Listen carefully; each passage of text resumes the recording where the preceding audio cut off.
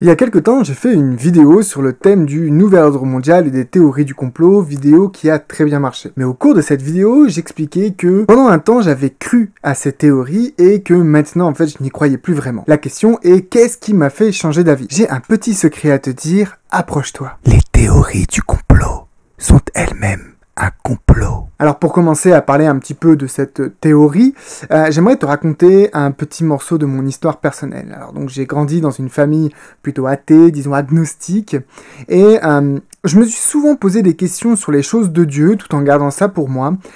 Et ce qui m'a souvent beaucoup frappé, c'est la question du mal, le fait que les hommes étaient mauvais, et j'en étais arrivé à une conclusion de me dire, mais il y a bien quelque chose qui pousse les gens à être mauvais. Et c'est dans cette période que je suis tombé sur des sites internet, comme le site city.net, et dans lequel on parle beaucoup justement des théories du complot, comme le nouvel ordre mondial. Alors en même temps, je suis tombé aussi sur une personne qui a commencé à me parler de Dieu, de Jésus-Christ, et c'est là où je me suis converti. Bon, je vais pas vous faire le détail de l'histoire ici, ce sera sûrement pour une autre vidéo. Alors je vois tout de suite venir des personnes qui vont me dire, oui ben voilà, tu es arrivé à la foi en Jésus-Christ à travers les théories du complot, c'est bien la preuve que ce sont des bonnes choses.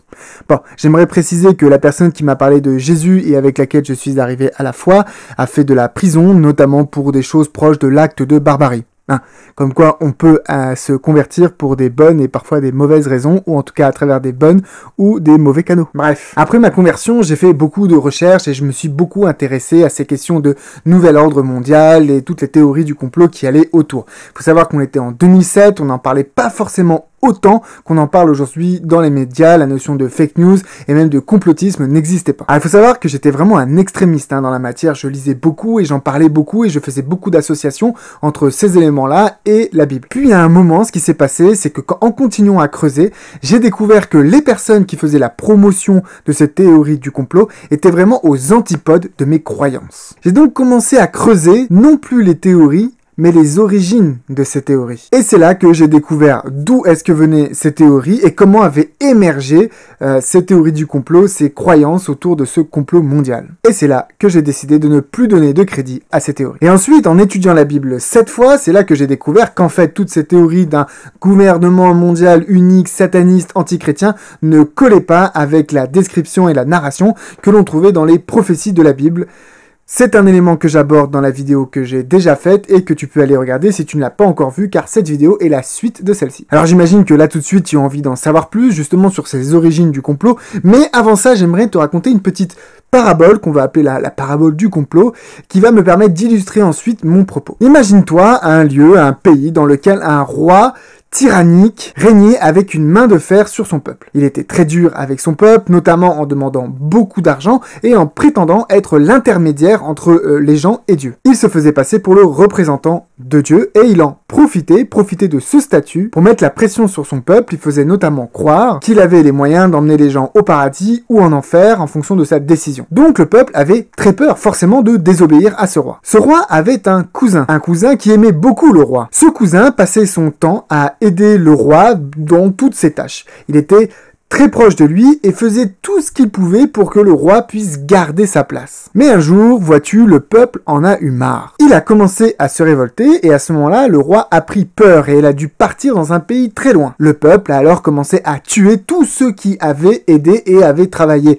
avec le roi pour maintenir le climat de peur. Ça a été un moment de grande vengeance pour le peuple. Finalement, le peuple décida de mettre en place une démocratie et décida que plus jamais il ne se laisserait diriger par ce roi ni par un autre système du genre du roi. Alors il faut savoir que le cousin du roi a lui aussi réussi à s'enfuir. Mais il était très triste et très en colère de ce qui s'était passé pour le roi. Alors le roi a commencé à écrire un livre, 2 livres, puis plusieurs livres, dans lesquels il accusait un petit groupe de personnes d'être à l'origine des émeutes et de la révolte qui avait eu lieu contre le roi. Il a commencé à faire croire que c'était Satan qui avait inspiré ces personnes, voire même que ces personnes travaillaient directement pour Satan et qu'en fait le peuple avait été trompé par ces personnes. Au final, au bout d'un moment, de plus en plus de personnes ont commencé à croire à ce que disait le cousin, jusqu'à ce que le roi puisse retourner sur son trône et régner de nouveau. Dis-moi, qu'est-ce que tu penses du peuple de cette parabole? Sûrement que tu te dis que ce sont des crétins finis, qui doivent avoir la mémoire un petit peu courte. Ils ne se souviennent pas de tous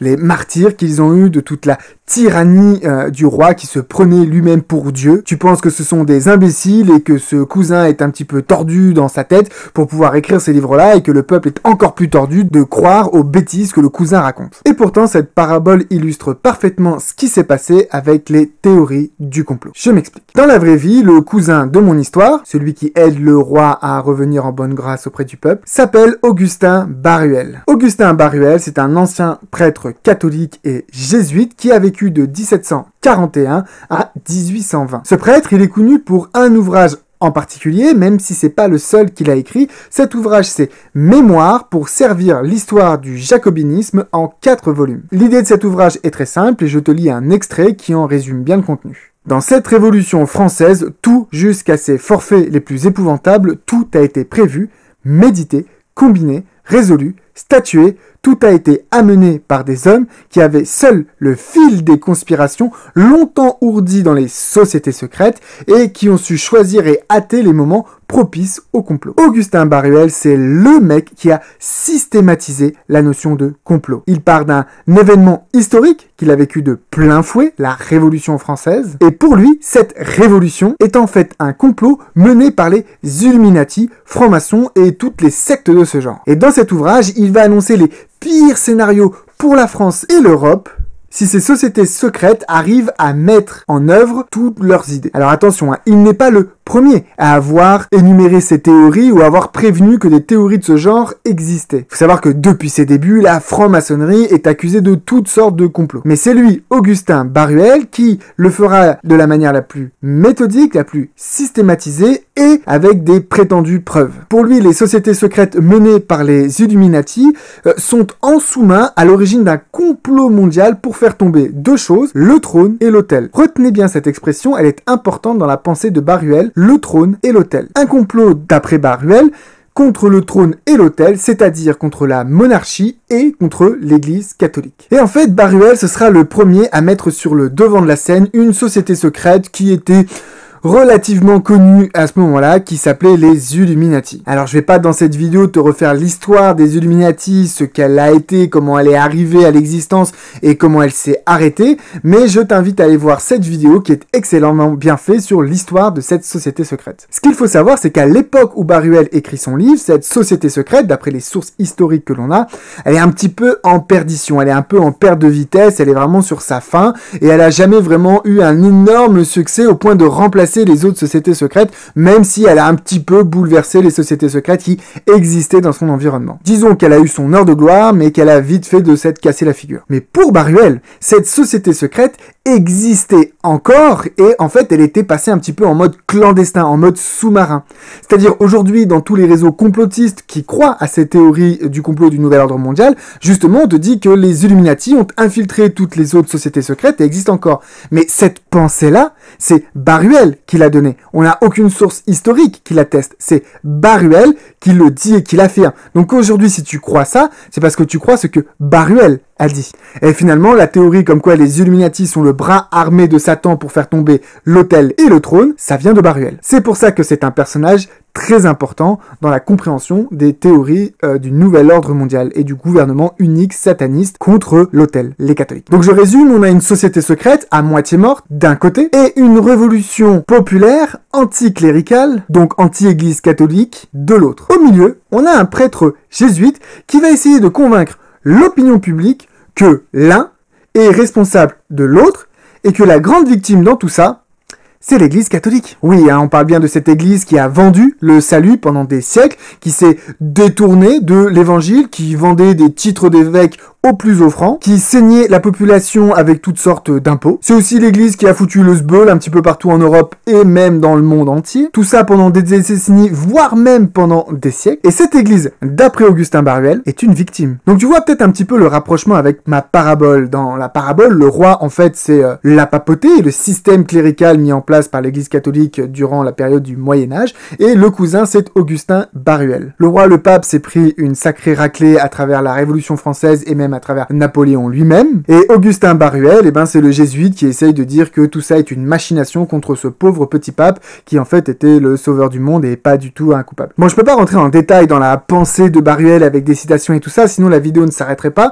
Si ça t'intéresse, tu me le dis en commentaire avec le hashtag Baruel, B-A-2-R-U-E-L, hashtag Baruel, et je ferai peut-être une vidéo plus en détail, plus fouillée avec des documents pour ceux que ça intéresse. Mais ici, j'aimerais revenir sur quelques éléments importants de sa pensée quand même. Il faut comprendre un truc important et j'aimerais que les abonnés de cette chaîne soient bien conscients de ça, c'est que d'après Baruel, la franc-maçonnerie, en fait, c'est une invention des protestants. Et que tous ces complots et tout le bazar qui a lieu en Europe à ce moment-là, sur la fin du XVIIIe siècle, tout ça, c'est la faute des protestants. Donc effectivement, les francs-maçons et Illuminati sont les grands méchants qui ont ourdi un méga complot contre le trône et l'autel, mais derrière tout ça, en fait, ce qui a allumé la mèche, en fait, ce qui fait des vrais problèmes, c'est le protestantisme et la réforme. Et ça, c'est écrit noir sur blanc dans son livre. En fait, c'est logique, parce que la franc-maçonnerie est née en Angleterre. L'Angleterre, c'est un pays protestant, les anglicans sont considérés comme des protestants, et on sait très bien que la franc-maçonnerie était très proche de la Royal Society, que les premiers francs-maçons venaient plutôt de ce club-là, donc nécessairement, les premiers à avoir fait partie de la franc-maçonnerie sont très probablement des protestants anglicans. En tout cas, pour Baruel, ça ne fait aucun doute. Alors, je vais pas te parler non plus de l'antisémitisme qui s'est développé sur les thèses de Baruel. Baruel n'en parle pas directement dans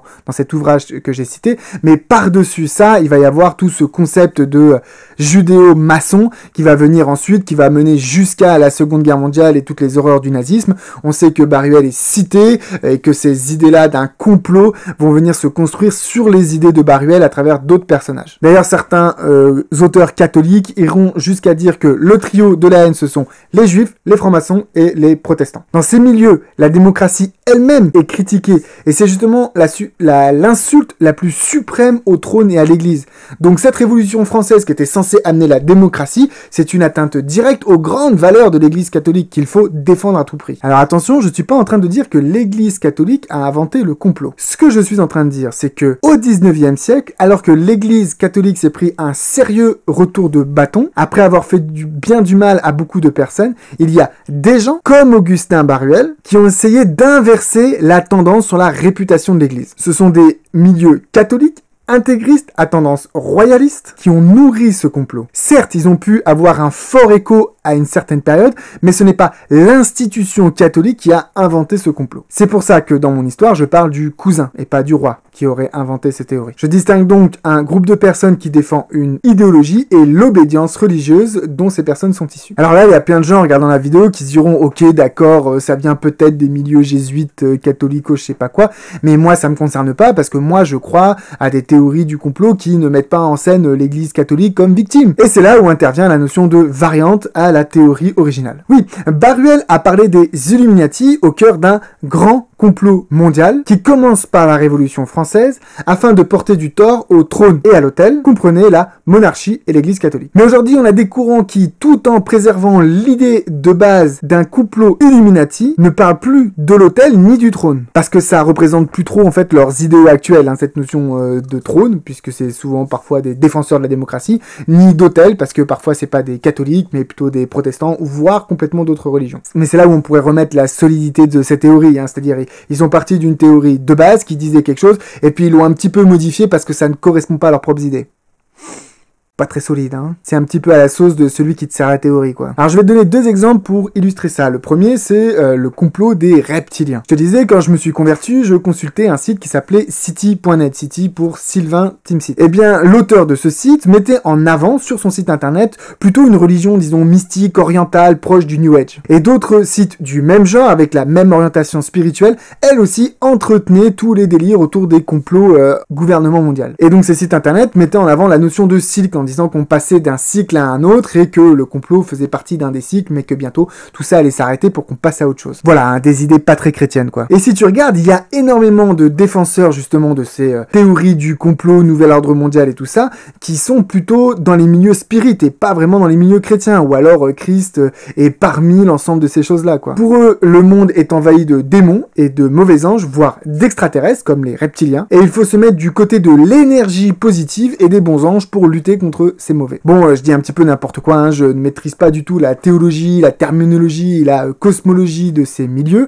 ça m'intéresse moyennement, mais l'idée est la suivante. Parmi les grands défenseurs de ces théories du complot, il y a des personnes qui ont des croyances en opposition à la Bible. Mais ces gens, ils ont gardé la théorie de base, c'est-à-dire le complot Illuminati. Mais comme ils sont pas super fans de l'église catholique et de la monarchie du Moyen-Âge, eh ben, ils ont revu le truc à leur goût. Est-ce que l'on va faire circuler leurs idées? Est-ce que les chrétiens mal affermis dans la foi ne sont pas à risque de changer de croyance et de religion parce que d'abord convaincus par les théories du complot, puis s'orientent vers des religions un petit peu mystiques, orientales, New Age?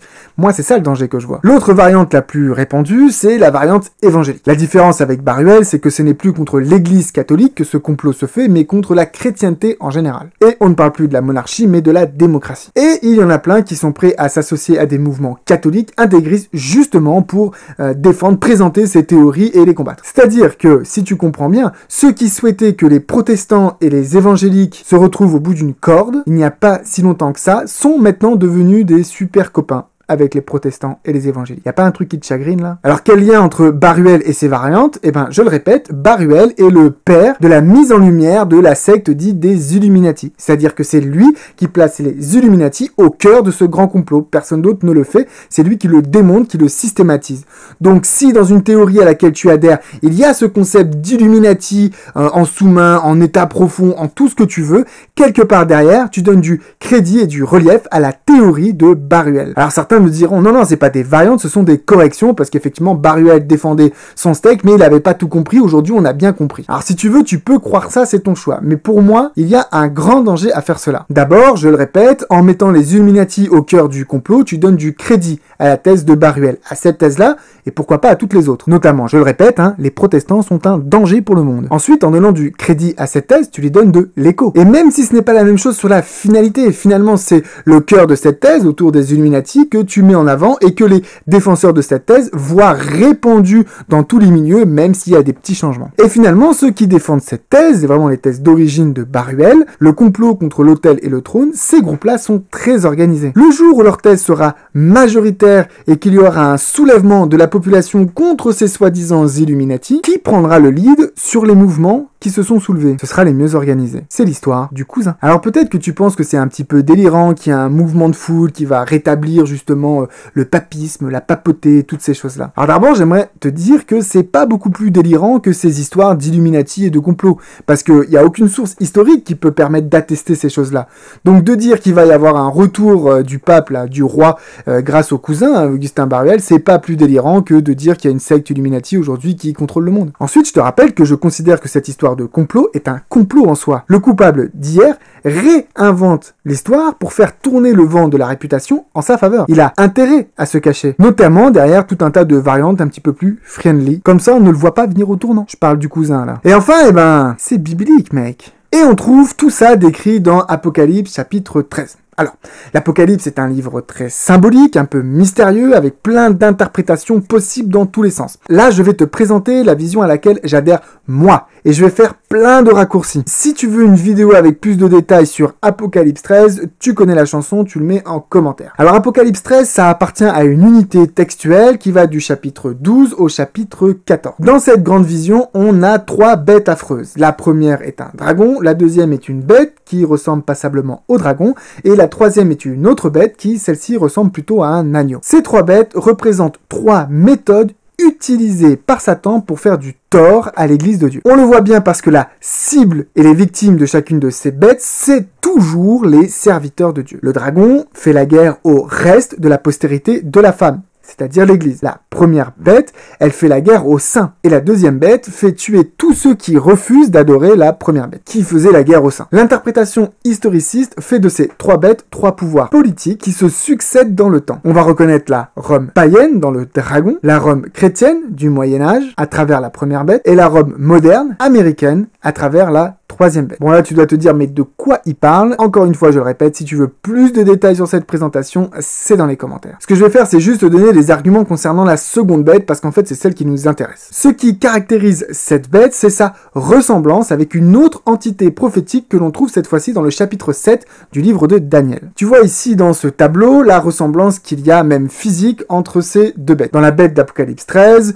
on nous parle d'une ressemblance avec un lion, un ours, un léopard, qui sont les trois bêtes de Daniel chapitre 7. Ensuite, dans Daniel 7, on nous parle d'une petite corne, et cette petite corne, elle émet des paroles contre Dieu, alors que la bête d'Apocalypse 13 blasphème contre Dieu. La petite corne de Daniel 7 fait la guerre aux saints, tout comme la bête d'Apocalypse 13.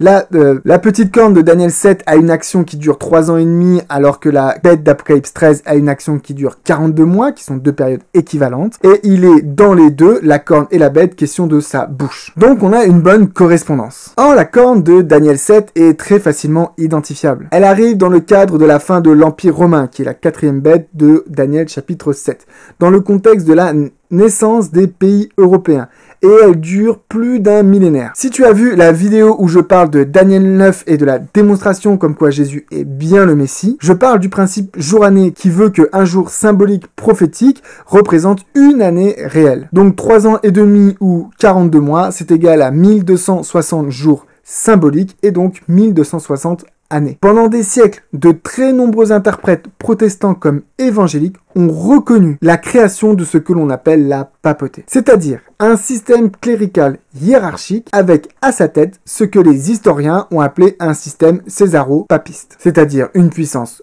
religieux avec un pouvoir civil et temporel. Le Moyen-Âge sera marqué par cet ordre mondial. On a d'un côté des empires, des nations et d'un autre une puissance religieuse qui fait sa loi elle aussi. Et ça va être très difficile de contredire ça historiquement. Le truc particulier, c'est que Apocalypse 13 parle d'une blessure mortelle de la bête, puis d'une guérison. Or, on constate que dans le courant du 6e siècle, l'évêque de Rome commence à prendre la prééminence sur les autres évêques et va même recevoir de l'autorité civile de la part d'un empereur. Il prend donc de la place sur l'échiquier à la fois spirituel mais aussi géopolitique jusqu'à s'imposer et devenir ce que l'on appelle aujourd'hui le pape. Ensuite, pendant plus de 12 siècles, ce pouvoir spirituel spécifique et particulier va jouer un rôle décisif dans la marche de l'histoire tant en Europe que dans le monde entier. Mais sur la fin du 18e siècle, ça s'est brutalement arrêté. En 1798, le général français Berthier, qui venait régler quelques comptes au nom de la France, a déposé le pape de son trône et l'a emmené en exil. Fin de partie, mais ce n'était pas la fin du papisme. Blessure mortelle, mais pas mort. Finalement, ce qui est intéressant, c'est qu'au moment où Baruel commence à écrire ses théories, ses thèses,